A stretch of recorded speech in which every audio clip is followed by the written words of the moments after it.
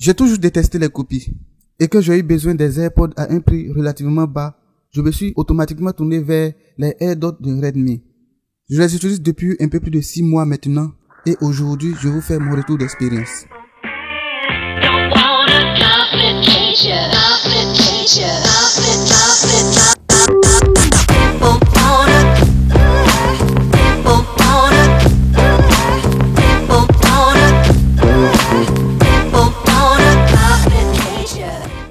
Salut à tous, c'est Madou, j'espère que vous allez bien. De mon côté, tout va très bien. Bienvenue sur ma chaîne pour une nouvelle vidéo. Aujourd'hui, on parle des Redmi AirDots. Niveau déballage, l'expérience est à un strict minimum. Déjà sur la boîte, on a plein d'inscriptions en chinois, donc pas grande information à en tirer. L'unique chose reconnaissable, c'est l'icône du Bluetooth 5.0. Le Bluetooth 5.0 est un bon signe car il a une longue portée et peut se connecter simultanément à plusieurs périphériques. À l'intérieur de l'emballage, tout est simple. On a le boîtier qui sert à charger et à transporter les écouteurs. On a deux autres embouts de différentes tailles dans un petit sachet. Je vous recommande de les essayer afin de déterminer ceux qui vont le mieux avec vos oreilles. Chez moi, ce sont les plus petits que j'utilise. Le dernier élément dans la boîte est le manuel d'utilisation, aussi en chinois. Il n'y a même pas de câble pour le charger. Avant de continuer, si vous aimez ce type de contenu, n'hésitez pas à vous abonner et à cliquer sur la cloche pour ne pas rater mes prochaines vidéos. En termes de design et de construction, on a affaire à du plastique ici. C'est un plastique qui imite le premium. Je dis imite le premium car même si vous avez le sentiment d'utiliser un équipement de qualité, à chaque fois que l'on ouvre et referme, on a l'impression que le boîtier peut se casser à tout moment. Même si vous sentez que c'est bien fait, cela ne se traduit pas forcément en produit solide. Donc faites attention à ne pas le faire tomber.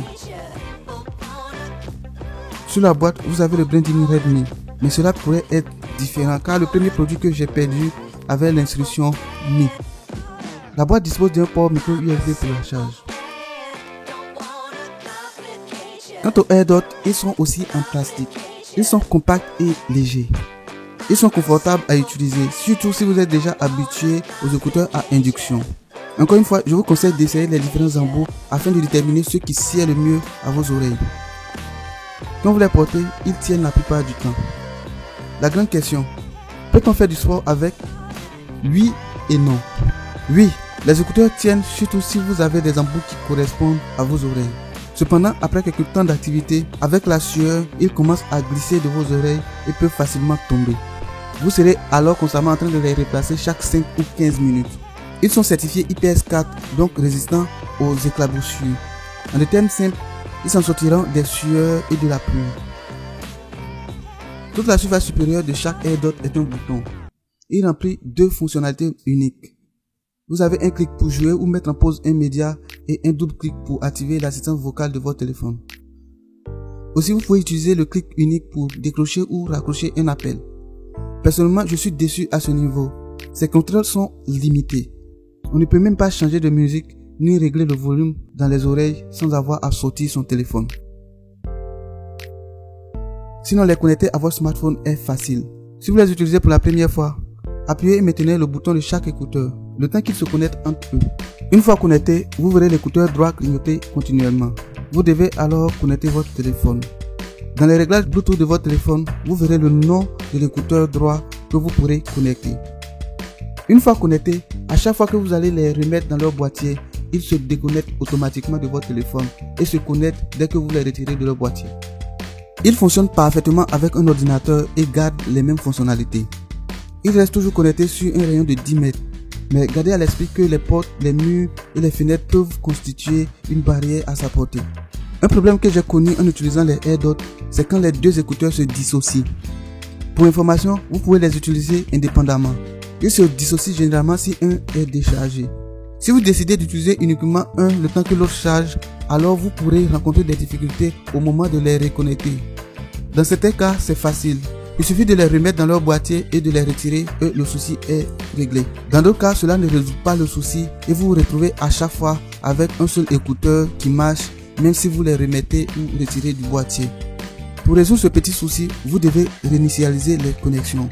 Pour cela, maintenez le bouton de chaque écouteur pendant quelques secondes jusqu'à ce que vous voyez des scintillements multicolores. Vous devez continuer de maintenir encore pour voir apparaître une deuxième fois le scintillement multicolore. Après cela, remettez les écouteurs dans leur boîtier, ce qui va les éteindre. Retirez-les et attendez quelques secondes pour qu'ils se reconnaissent entre eux. Vous pouvez à nouveau les reconnecter à vos différents périphériques. Ce petit processus peut s'avérer long et parfois très frustrant. Une autre frustration est liée au fait qu'à chaque fois que je change de périphérique, je suis obligé d'aller dans les réglages pour le connecter manuellement. Je ne sais pas si c'est la différence entre les versions de Bluetooth des AirPods et des périphériques que j'utilise qui cause cela, mais j'ai trouvé utile de la mentionner. L'autonomie des écouteurs est d'environ 3 heures de temps d'écoute sur moi. Ils se rechargent rapidement en les remettant dans leur étui. Environ 10 minutes de charge peut vous donner 2 heures de temps d'écoute. En charge, ils ont une lumière rouge qui s'allume et qui s'éteint une fois chargé. L'étui a environ 12 heures d'autonomie et prend 2 heures pour se charger. En termes de qualité d'audio, les Redmi AirDots font l'essentiel.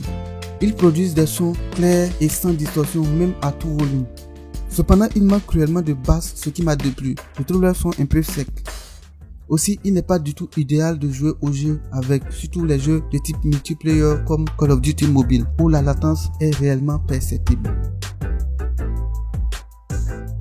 Mais j'ai du mal à me plaindre aussi. En effet, j'ai acheté ces écouteurs originaux pour la première fois sur Jumia à 12 500 francs CFA. On soit moins cher que les AirPods d'Apple vendus en Côte d'Ivoire et encore moins cher que ces copies. C'est ce qui a fait que j'ai pu m'en procurer à nouveau quand je les ai perdus. Cependant, le prix varie en ce moment entre 13 et 17 000 francs CFA. Un dernier conseil que je peux vous donner, c'est de garder vos yeux sur eux et leur étui. Ils sont faciles à oublier, donc vous êtes susceptible de les perdre facilement. Oui, je suis à mes 3e AirDots en 6 mois. Donc ne faites pas la même erreur que moi. Pour résumer, les Redmi AirDots sont de parfaites alternatives moins chères aux AirPods d'Apple.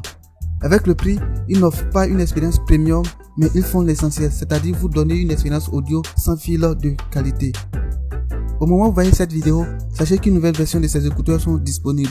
Ils s'appellent maintenant les Redmi Earbuds. Et les nouvelles versions en question sont les Earbuds S. C'est essentiellement les mêmes écouteurs avec quelques légères améliorations techniques en interne. Ainsi prend fin cette vidéo. N'hésitez pas à me laisser votre avis dans les commentaires, à cliquer sur le bouton like si vous avez aimé, à vous abonner si ce n'est déjà fait et à très bientôt pour une nouvelle vidéo.